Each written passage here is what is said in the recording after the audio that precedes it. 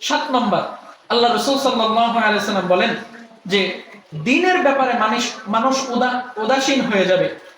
ইলমে দ্বীন, আল্লাহ পাক রব্বুল আলামিনের যে ইলমে দ্বীন, কোরআন হাদিসের যে জ্ঞান, এটা মানুষ শিখবে না, এটার থেকে মানুষ দূর হয়ে যাবে, এই দ্বীনের চর্চা বন্ধ হয়ে যাবে। 8 নম্বর, অন্যায়ভাবে জুলুম নির্যাতন বাইরে যাবে। অন্যায়ভাবে বাচ্চা না বলেন, এই যে বর্তমান দেশের যে পরিস্থিতি, আমরা তো খবর প্রতিদিনে দেখতেছি, এক জায়গায় একজন মানুষ মরতেছে, আর এক জায়গায় মরতেছে, অমক অমকরে গুলি করে ফেলাইতেছে। তাইলে এই যে জুলুম নির্যাতন, এটা তো শুধু একটা বললাম, শুধু হুজুর একটা বললাম, হুজুর ছাড়াও তো কত মানুষের উপরে জুলুম হইতেছে না? আমাকে আপনাকে মনে করেন আমি একজন কৃষক, আমাকে কথা হয়েছে যে সারাদিন কাজ করলে আমাকে 800 টাকা দিবে, কিন্তু দিন শেষে আমাকে দিল 700 টাকা। এটা তো ঘটতেছে আপনার এলাকায়, এমন ঘটতেছে না? এটাও জুলুম। এরকম অন্যায় ভাবে জুলুম নির্যাতন পৃথিবীতে বৃদ্ধি পাবে। 9 নম্বর, জেনা ব্যভিচার বৃদ্ধি পাবে।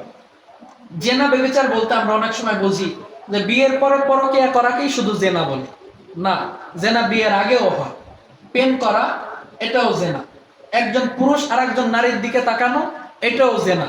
একজন নারী একজন পুরুষের দিকে তাকানো, পর পুরুষ, আপন পুরুষ না, পর পুরুষ, সেটাও জেনা। তাই বলেন, সেই রসুলের জামানার তুলনায় এখন এগুলা বেশি না? 10 নম্বর, সুদের সংখ্যা এবং কি সুদখোরের সংখ্যাও বৃদ্ধি পাবে।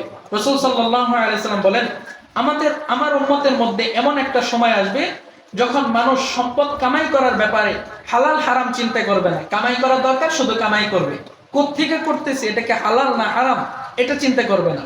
এখন এমন হয়েছে কিনা বলেন?